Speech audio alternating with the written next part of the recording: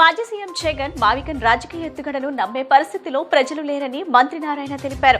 కానిక్ భవనాలతో సాధారణ భవనాల నిర్మాణాల ఖర్చును పోల్చుతూ ప్రజల్ని తప్పుదోవ పట్టించే ప్రయత్నం చేస్తున్నారని విమర్శించారు. ఈ నెలాఖరుకు ఎమ్మెల్సీ ఏఎస్ టవర్లు పూర్తవుతాయన్నారు.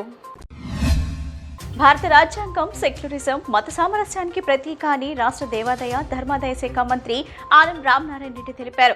ఏ మతం మనోభావాలను దెబ్బతీసే వ్యాఖ్యలనైనా సమర్థించబోమని స్పష్టం చేశారు. భావ ప్రకటన స్వేచ్ఛ పేరుతో మత విద్వేషాలను రెచ్చగొట్టే ప్రయత్నాలు రాజ్యాంగ విరుద్ధమని, అలాంటి వారిపై చట్ట ప్రకారం కఠిన చర్యలు తీసుకోవాలని కోరారు.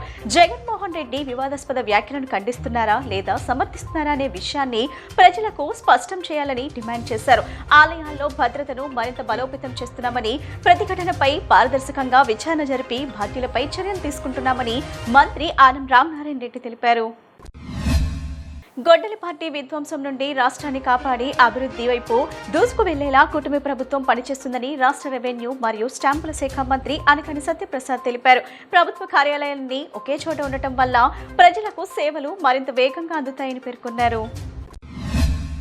కుల వృత్తిదారులకు ఆర్థిక భరోసా కల్పించేలా ఆధునిక పరికరాలను కూటమి ప్రభుత్వం అందజేస్తుందని రాష్ట్ర సాంఘిక సంక్షేమ శాఖ మంత్రులు డాక్టర్ డోలా శ్రీ బాలవీరాంజనేయ స్వామి, రాష్ట్ర బీసీ సంక్షేమ శాఖ మంత్రులు ఎస్ సవిత తెలిపారు. చర్మకారుల అభివృద్ధి సంక్షేమానికి ప్రత్యేక దృష్టి సారించామని వారు పేర్కొన్నారు.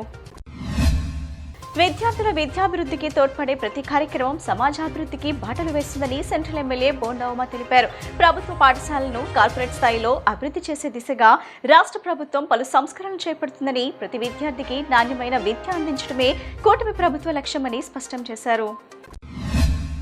ఏపీ వ్యవసాయ సమాచార నిర్వహణ సంస్థ యాప్ రైతులకు ఎంతో ఉపయోగకరంగా ఉంటుందని ఎన్టీఆర్ జిల్లా కలెక్టర్ డాక్టర్ జి లక్ష్మీషా తెలిపారు. పెనుకంచిప్రోలు ప్రాంతంలో ఎరువుల దుకాణాలను తనిఖీ చేసిన సందర్భంగా రైతులతో మాట్లాడిన ఆయన, ఏపీ ఎయిమ్స్ యాప్ ద్వారా వాతావరణ సమాచారం, మార్కెట్ ధరలు, నిపుణుల సలహాలు, ఎరువుల వివరాలు వంటి సేవలు మొబైల్లోనే అందుబాటులో ఉంటాయని చెప్పారు. ఎరువుల సరఫరాలో పూర్తి పారదర్శకత కోసం ప్రభుత్వం చర్యలు తీసుకుంటుందని పేర్కొన్నారు. అలాగే ఎల్నివోనో పరిస్థితులను దృష్టిలో ఉంచుకొని రైతులు ఉద్యాన పంటలు, స్వల్పకాలిక వరి రకాలు, అంతర పంటల సాగుకు ప్రాధాన్యం ఇవ్వాలని కలెక్టర్ సూచించారు.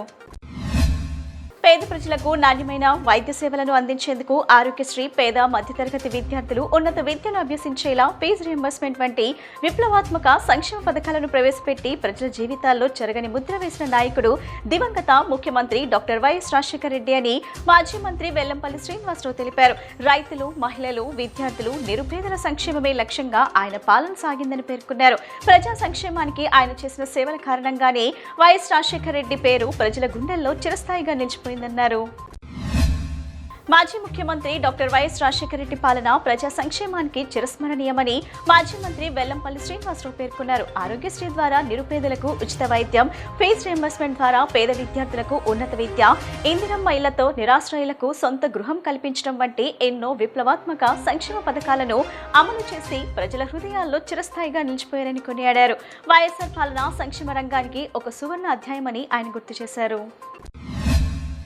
పేద, బడుగు, బలహీన వర్గాల అభ్యున్నతి కోసం తన పాలనలో ఎన్నో సంక్షేమ పథకాలు అమలు చేసి ప్రజల మన్ననలు పొందిన మహానేత దివంగత ముఖ్యమంత్రి డాక్టర్ వైఎస్ రాజశేఖర రెడ్డి అని మాజీ మంత్రి వెల్లంపల్లి శ్రీనివాసరావు అన్నారు. ప్రజా సంక్షేమమే పరమావధిగా పనిచేసిన వైఎస్ఆర్ ప్రజల గుండెల్లో చిరస్థాయిగా నిలిచిపోయారని పేర్కొన్నారు. ఏ ముఖ్యమంత్రికి దక్కని గౌరవం, విలువ వైఎస్ఆర్కి మాత్రమే దక్కిందని 34వ డివిజన్ కార్పొరేటర్ బండి పుణ్యశీల వ్యాఖ్యానించారు. తన పాలనతో ప్రజల గుండెల్లో చిరస్థాయి ముద్ర వేసుకున్న మహానేత అని కొనియాడారు. రాజ్యాన్ని తీసుకొచ్చింది జగన్మోహన్ రెడ్డి అని, ఖచ్చితంగా మళ్లీ 2029లో రాజ్యాన్ని జగన్మోహన్ రెడ్డి స్థాపిస్తారన్నారు.